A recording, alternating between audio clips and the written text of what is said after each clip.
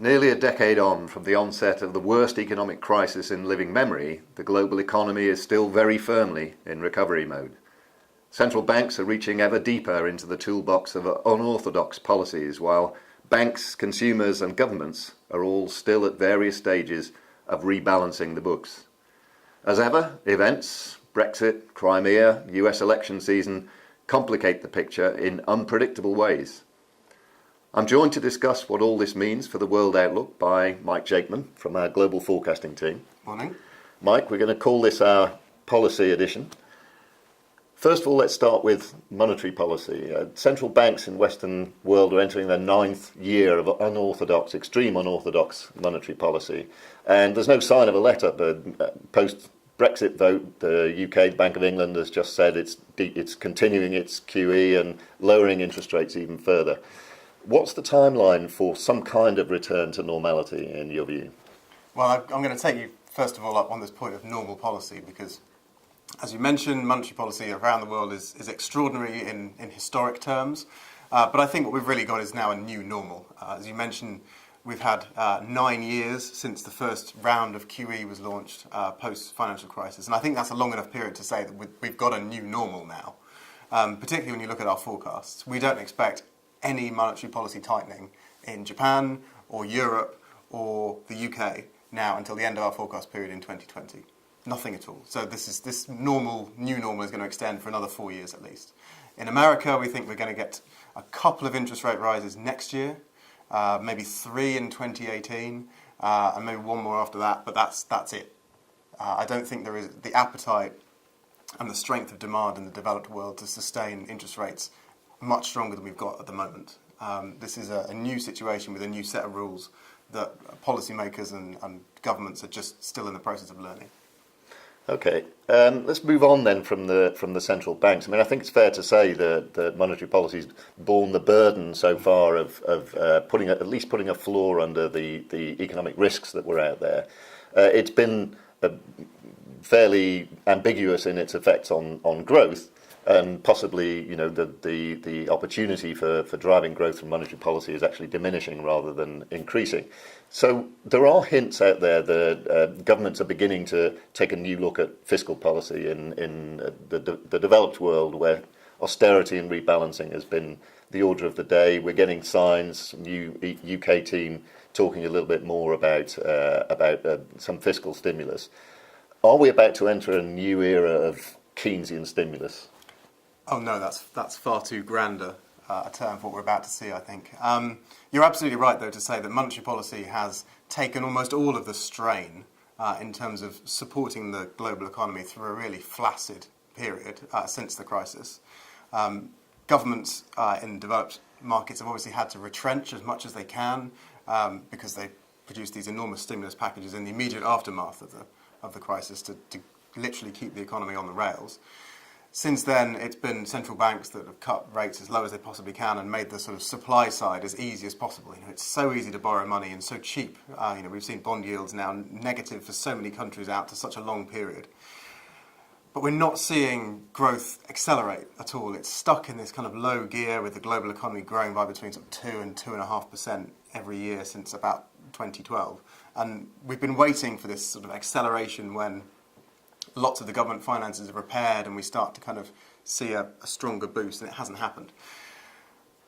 I think we are getting closer to a point where governments start to put more money back into their economies, and that's, in each country it's sort of ever so slightly different. In America, for example, the government is much further on in its deleveraging cycle than economies in Europe, and actually is in a much better state to start spending a bit more money. And we think, particularly if we see a Clinton win in November, we'll start to see some more infrastructure spending. In the UK, of course, the economy is facing an imminent recession because of Brexit, so we believe. And in that case, the government is going to pump some more money in. It doesn't necessarily want to, because it's not as far along in its deleveraging cycle as it would like to be, because George Osborne's austerity wasn't quite as tough as it was supposed to be, perhaps. The country that's actually pioneering this, I think, is Canada. Perhaps an unlikely place to find the start of a new policy-making movement. But the government there came to power a year ago, and the policy that really got them into power was saying, actually, we're going to run budget deficits, quite small ones, nothing to be alarmed about, but we're going to spend some more money on green policies and infrastructure. And that was a vote winner. The Liberal Party got in and they actually announced much bigger deficits and much bigger spending in their first budget. And I wonder if we're going to see some other governments start to copy them because the conditions are right for spending. It's extraordinarily cheap for governments to borrow at the moment. And in the US, again, infrastructure really, really needs a lot of spending. Lots of roads and bridges and railways are all in desperate need of improvements, and now is a really, really cheap time to do it. Once we get over this slight aversion to borrowing, and which I think is a legacy of the financial crisis. Okay, I mean, the caveat to that is that actually Western governments are already very, very heavily indebted following the financial crisis. So, presumably there are limits on how much you can borrow and get away with, even when borrowing rates are as generous as they are at the moment. Anyway, one of the results of policy over the last few years has been, purposefully to drive down yields on government debt in developed markets, and the result of that has been that investors have gone searching for yield elsewhere. We have a sort of risk-on trend in emerging market inflows. Do we expect that to last? What's the impact on emerging markets? What's the outlook for emerging markets within that context of a risk-on setting for foreign investors? Yeah, I think we've slightly got the emerging market story wrong in the last few months, because we thought heading into 2016 this was going to be a very tough year for emerging markets, because we were going to see more US monetary tightening, which is going to make borrowing more expensive. We were going to see very low commodity prices, which obviously means that emerging markets exporting commodities are going to struggle. We saw continued recessions in Russia and Brazil, a slowdown in China. It was quite hard to find positive emerging market stories. 2016 hasn't quite played out like that.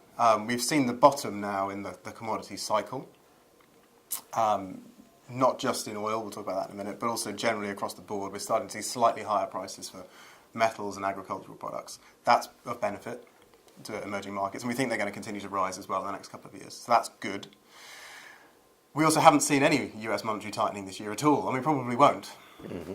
So actually what the emerging markets have had is another year of very low inflation, very low interest rates, which boosts real incomes. So actually it's been a lot more benign this year than we expected, and really those trends should continue, because we're not, even in the US where we are expecting some interest rate rises, the pace of that is going to be so slow that it's not going to force emerging market central banks to hike rates themselves before they're ready.